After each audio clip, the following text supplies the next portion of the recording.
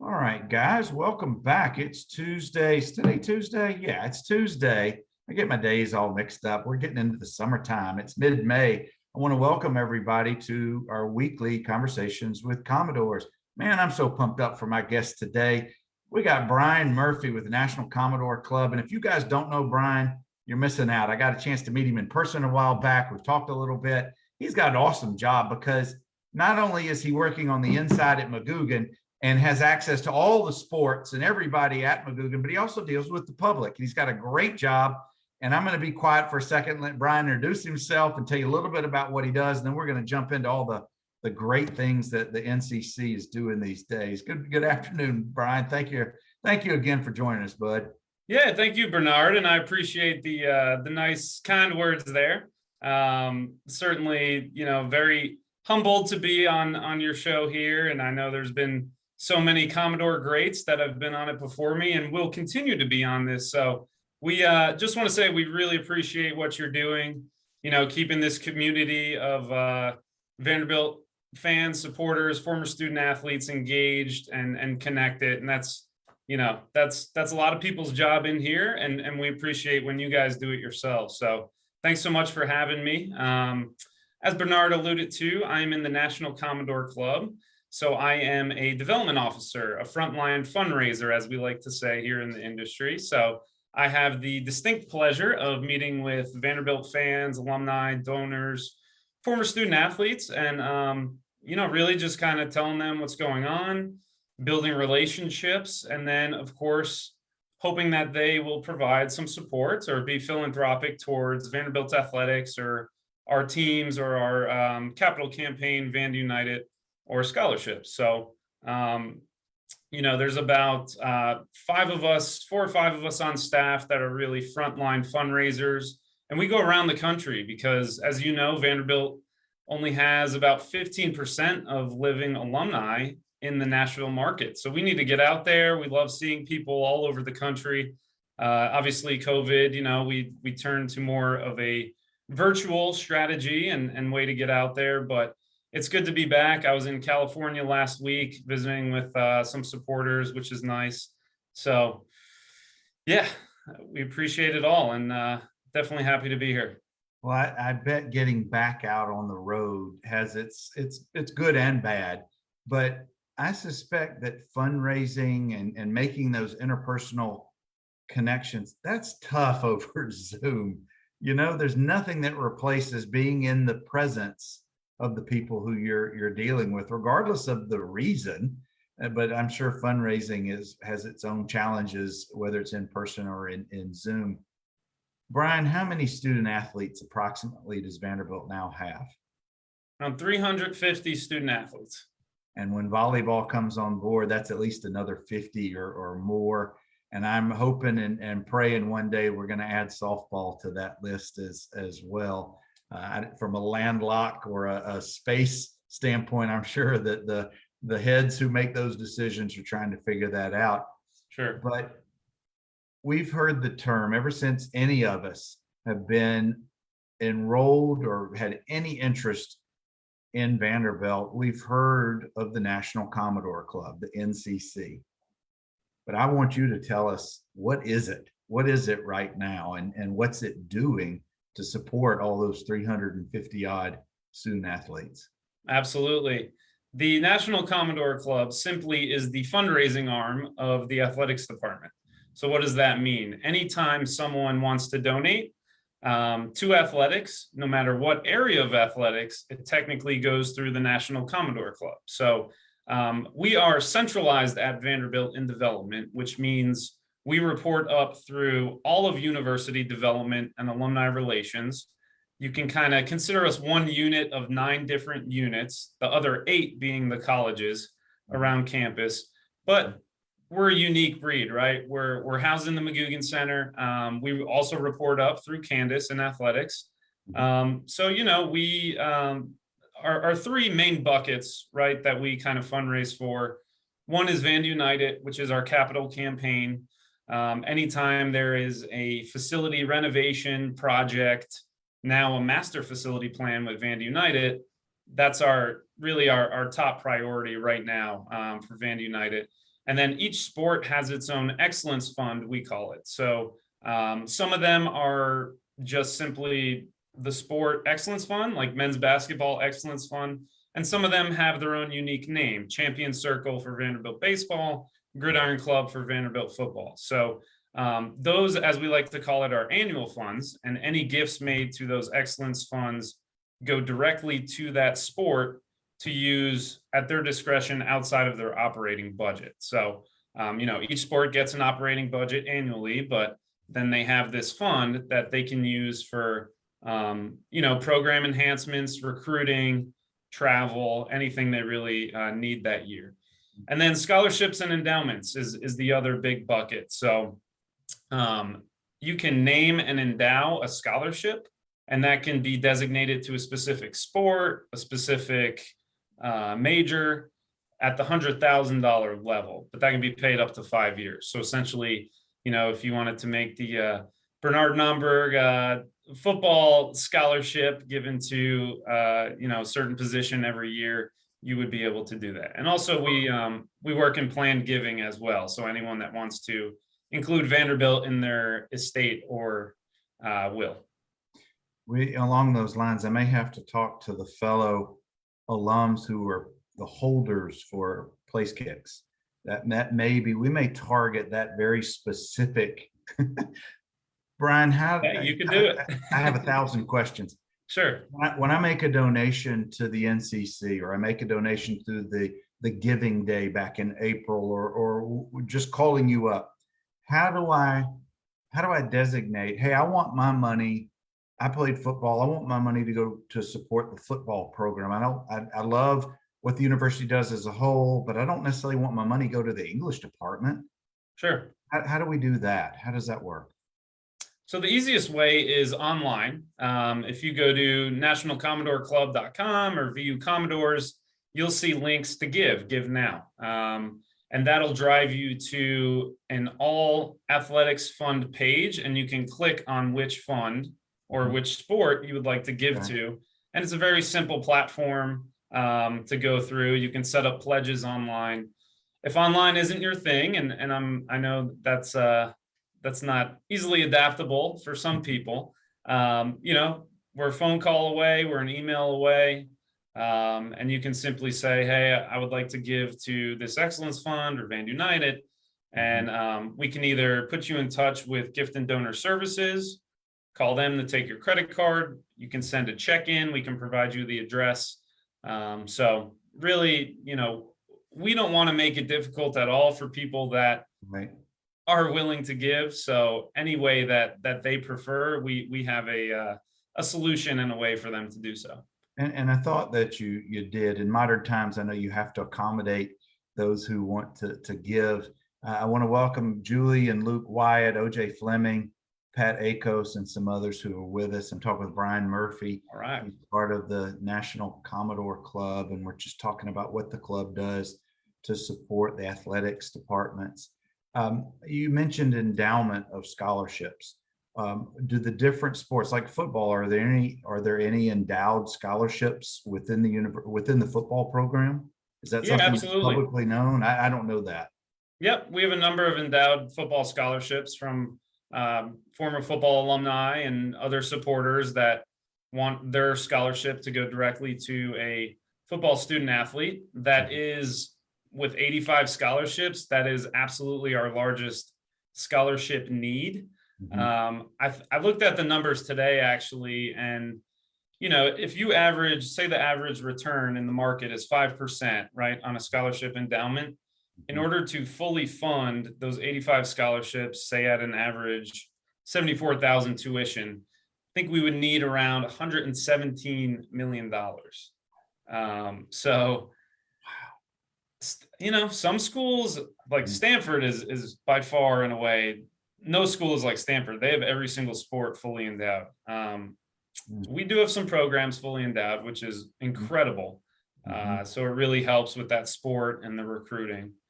But yeah, Stanford's got all that Google and .com money still on board, but that's pretty cool to learn that we've got some sports that are fully endowed. And I know that would be, I would never call it a luxury, but if you have a sport fully endowed, I know that frees up money for that sport to spend, or maybe to give the money to other sports that may need it on another level or another reason. Brian, talk a little bit about, I'm in Birmingham, but I know you're all over the place. Like you said, you're out in California. Are there events throughout the year that if I live in Atlanta, if I live in Cleveland, wherever it is, that you guys have pre-scheduled events where you have meet and greets or whatever you're doing to come out to the communities? How do I find out when or where you're coming to? Yeah, absolutely. And I would certainly lean on my colleague, Chris Griffin, director of the Black and Gold Club, who I know, has been on your show previously, and he's done a phenomenal job since we launched that about 2 years ago. So, the easy way to kind of set up an event is around a game or postseason play, like in Omaha, or going to a regional event, or like in Tampa for the SEC men's basketball tournament. So we have events around those bigger games and postseason opportunities, but also, since COVID's kind of waned down, a lot of our coaches and our administration are eager to get out there and visit these other cities. I know Coach Lee and Chris have gone to different markets. I think Houston, Birmingham might have been one, Atlanta, Dallas perhaps, and they got any football alum that was in the area, and they set up a happy hour and a gathering. So you get certain sports that do these on their own, but also athletic department wide. We're constantly evaluating ways we can get to those cities and really leverage. We have an excellent alumni association network through Vanderbilt Alumni Relations, and they have chapters in every major city. So they're great partners, and our colleagues over in development alumni relations, they have people dedicated to special events and traveling, like Commodore launch parties all over the country every summer to welcome those incoming freshmen from those markets. So it went virtual the last couple of years with COVID, but even since January 1st, I know Coach Lee and Chris and a couple other areas have done sports specific kind of meetups in local cities. And we're even discussing coaches caravans, which is something we've done in the past. I know a lot of athletic departments do it annually around this time. So that's something that we'd like to get going again. Well, I'm lucky in that with me living in the Birmingham metro area, and the SEC media days are in Hoover. Last year, Coach Lee and Chris Griffin, Earl, a bunch of the coaches and on staff came down for media days. And then we had a meetup one night. I think there must have been at least 20, maybe 25 former players came to that event. It was well attended. That's great. And all different generations. I was by far middle of the pack age. Well, I like to think that, but no, there were a lot of guys there. And just Coach Lee so personable, and it was so great to just see everybody. And it's building a community is what the NCC does. It's what Chris Griffin's doing with the Black and Gold Club. I love the website or the database where you get in and communicate. Mm-hmm. And I don't mean to get off too much of a tangent on Black and Gold Club, but by offering internships, job opportunities, and just networking, I think that is so invaluable to just being part of our Black and Gold or our Vanderbilt world. And I know that you and Chris your department, Chris's department kind of interact quite a bit about that. Brian, I want to talk a little bit about, and this is where I think it's going to really bring it home for folks who are watching or who really don't see or understand fully the impact of the NCC does for the particular sports. Can you give us some examples about how the NCC has benefited golf team, the baseball program, any of the sports programs, or on or off the field? Can you give us some examples about how their donated dollars, can really make an impact on these student athletes while they're going through their sport in their undergraduate years? Yeah, absolutely. And I love that question, because that's truly why we're doing what we're doing, right? It's to impact these student athletes and giving them the best experience that they can possibly have. Since we've launched Vandy United, I mean, a key facet of kind of who we are and Vanderbilt Athletics moving forward is creating the best student athlete experience in the country. And we're not shying away from that. We're saying it boldly and loudly, and we truly want it to be, and we know that it can be, and we have a lot to offer. So one example, when I came on, I've been here about 2.5 years. And when I was onboarding and learning about all of our different excellence funds and annual funds, I remember this one specific example for the Gridiron Club, which is football's annual fund. This was, I think, early to mid in Coach Mason's tenure, and they wanted their student athletes, the football student athletes, when they were going to away travel, when they were dressing up before the game, to look sharp in suits.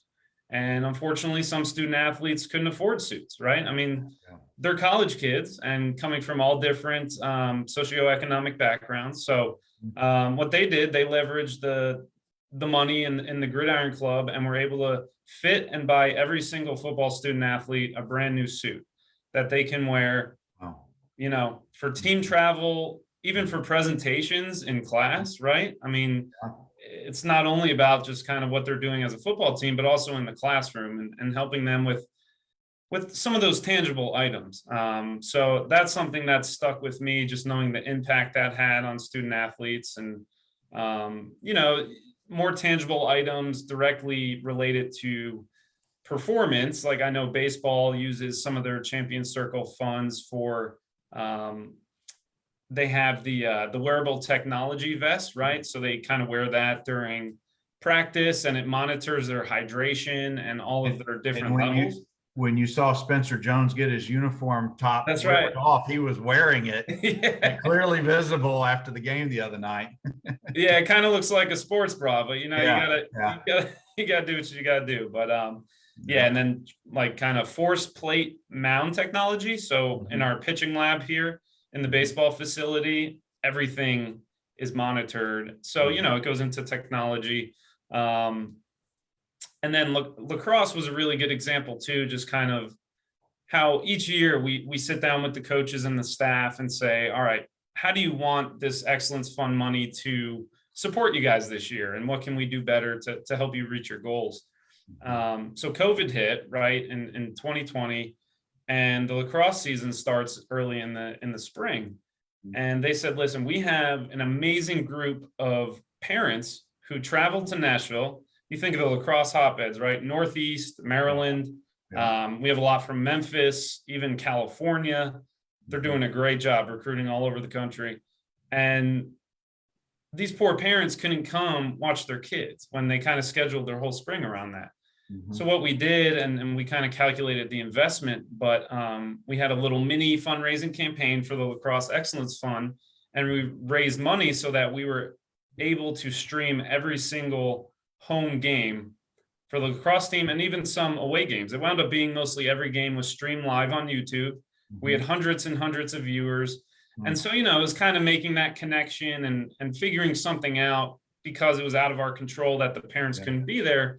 But hey, you can watch your kid play live on YouTube in the meantime. So that was a really nice campaign to work on, and something that had a lot of effect. And I know those parents really appreciated that. I don't have a child who went to Vanderbilt, but I'm a women's lacrosse fan. My daughter played in college, so I was one of those YouTube watching fans. That's for sure. It's a great game. It's a fantastic game. I hope we get a men's program sometime soon, but that's another conversation. Guys, I'm talking with Brian Murphy with the National Commodore Club. Now I'm going to put you on the spot, and I told you I wasn't going to, but I want you to give us an estimated timetable of facility updates and what's going on. Tell us what's going on in spring. Give us a little bit of a sneak peek or a heads up or an idea of the summer and going into next school term in the fall. What are we going to be able to see any changes? Sure. And I encourage everyone to bookmark the Vandy United website. It's viewcommodores.com/Vandy United. And I'll put the link to that. I'll put the National Commodore Club link in the show notes and make sure everybody sees that as well. Thank you, Bernard. So part of the planning of this Vandy United Master Facility Plan campaign was to update the public as frequently as possible, because, administration and people are in it every single day, right? The the minutia and the details that they have to go through every single day is unbelievable. Yeah. But like, we are all very antsy for this to get going, right? And it has been going behind the scenes. There's I a can lot only with it. imagine you being in the epicenter. All of us are out in the public, but you guys are right there. You're just, I can only imagine. Exactly. So there was a lot that we learned had to be done prior to actual construction.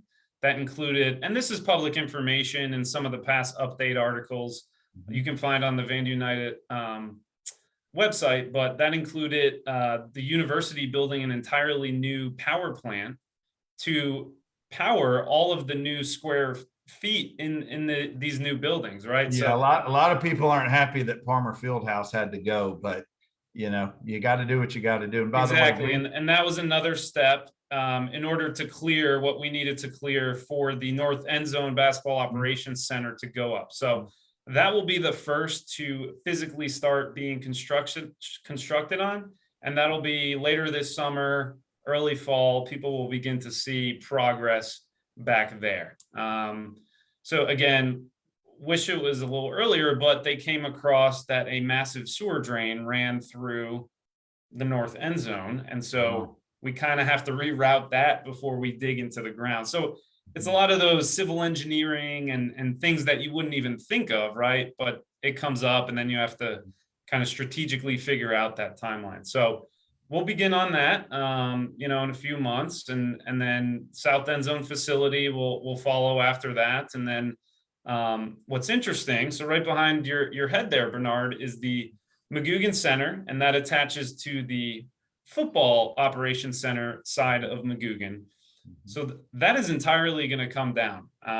So we're going to phase it. First, the football operations side behind that turf field is going to come down, and then they're going to build that brand new.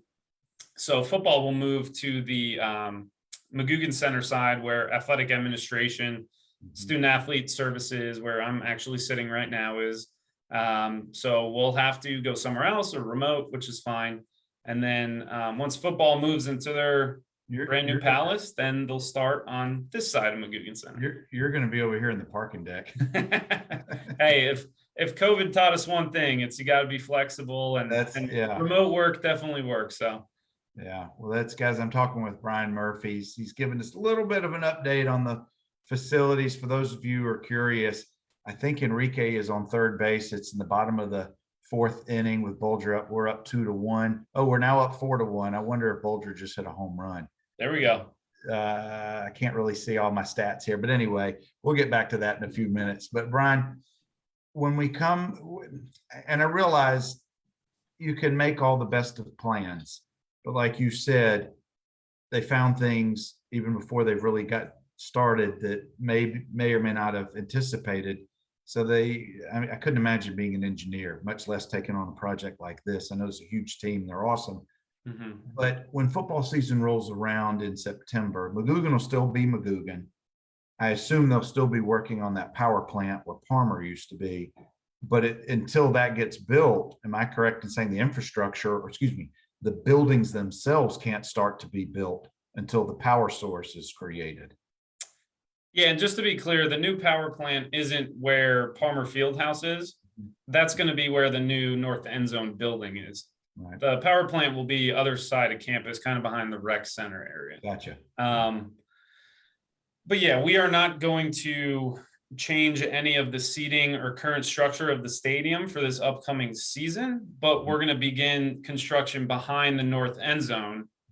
So you'll begin to see that, so that area, between the Marriott and the North End Zone scoreboard, where that grass area and trees are, that's really where you'll begin to see stuff going up and being worked on this summer. And then at the conclusion of the football season, that's when actual structural changes to the end zones will begin to take place. I'm curious, I don't know if you know this, that when the basketball facility is built and it's at the end of the North End Zone, is it going to impede some of the views from the Marriott rooms? You know how you can see into the stadium from a certain level up. I'm wondering if that new building's going to impede some of those views. I bet they've taken that in consideration. Hey, it might. And you know what? And that'll force people to buy tickets and get in the That's right. stadium. So let's That's go. exactly right. That's exactly right. Yeah. Guys, I'm talking with Brian Murphy with National Commodore Club. We've got just a couple more minutes, Brian. Some people I've heard feel a little intimidated about joining the National Commodore Club because they feel like they have to give a certain minimum amount, and it just I think, and you know this much better than I, being in the fundraising side, it becomes intimidating. It becomes probably overwhelming, maybe even a little stressful for people who just say, what's my $150 a year or my $1,000 a year? How's that going to make any difference in the overall scheme of things? They don't need my $250. How do you address that? How do you let people know that, yeah, every contribution helps? Yeah, it certainly does. I mean, it's amazing how many people contribute annually, for different reasons. But Vanderbilt supporters are very philanthropic, and I think they understand what Vanderbilt athletics and being a student athlete entails, and our vision for the future, and our administration and leadership we have now, doing things that have never before been done here. So, we encourage participation. Blanket statement. Participation is huge in the development world. It does not matter if it's $1, if it's $150, if it's $10,000. You are a donor and you are supporting student athletes no matter what the contribution is. Because we run numbers. Hey, what percent of alumni are giving? What percent of football alumni are giving? And how can we engage them and kind of show that it's important just to participate, even if it is $1.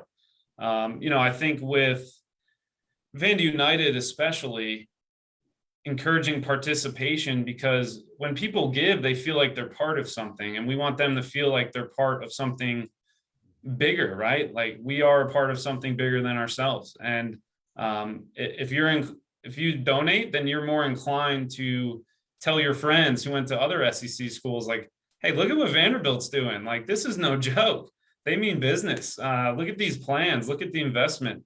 Look at what they have in place here. Brian, And that helps us. If we have an army of alumni spreading the word like we do, we're a small shop comparatively to the SEC. So any help we can get, it doesn't mean you have to be a major gift donor or in our McGugin Society, but participate and be a part of what's going on here and help us spread the word. I can't tell you in the last almost a year how many conversations with my buddies, my family, and people who, like you said, went to other schools, have seen through social media or heard me blabbing about it, about what's going on. And I think it's great. Yeah, Vanderbilt has a long way to go to keep up with the Joneses of the SEC, but I don't know if we necessarily have to keep up with them. We stand on our own. We're strong enough in many areas, not just athletically. But Brian, I am curious, and I don't know if you can share this or not, but can you tell us what percentage of football alums actually donate? Is it a decent percent? I have no clue. Yeah, I'd have to look at the numbers to give a ballpark, honestly. I think we can always improve, right? That's well, and I think through your efforts, through Candace, through Chancellor Dearmeyer, I dare say the percentages are going up compared to the years past. And I know that the culture is changing. I know that this is unprecedented times on campus, with the administration contributing such a great percentage of that $300 million goal. I just think it's very exciting. If I'm a ninth or 10th grade student athlete and I want to be recruited and go to Vanderbilt, man, I've got big, huge blinders on, not blinders, but glasses, seeing what's going on. Because by the time I'm recruited in a few years and this is in place, there'll be nothing like it in the country. It'll be phenomenal. Yeah. Just phenomenal. Yeah. And I mean, Bernard, I had the pleasure to tour you around. It was actually on April Fool's, I believe. Yeah, the weekend of the Tennessee football. Yeah, so you saw through the football hallways, we have these big monitors that are showing the plans and the renderings. And so we had we're fortunate enough to talk to some of the coaches, and they told us how receptive their Mhm. recruits were to seeing the vision right there in Yeah. our current space. I mean, I've been to different SEC schools, and what we're building is better than a lot of what they have internally.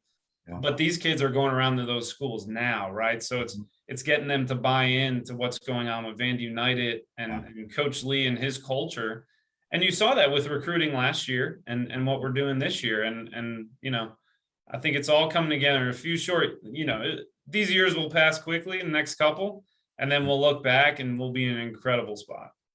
And I'm still remiss. I should have taken up your offer and had a photo shoot. It would have been epic. That's right. I should have next time. Brian, I want to thank you so much for coming on the show. More importantly, I want to thank you for all the efforts that you do for the National Commodore Club. I think it's invaluable work. I know that one of the benefits you get to see on your side of things is the impact that you guys make for all these awesome student athletes that are coming through our wonderful schools. So thank you again for sharing about it and really showing your enthusiasm of what you do every day.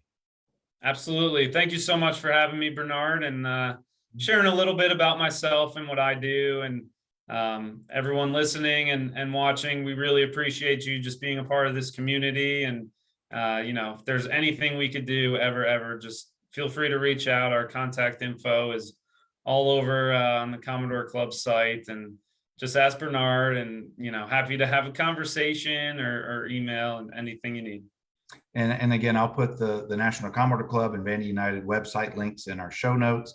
And if Chris Griffin isn't available, Brian is a fantastic guide around Magoogan. I'm sure if his time permits, he'll give you a tour. Absolutely. It's one of my favorite things to do. So come back and holler.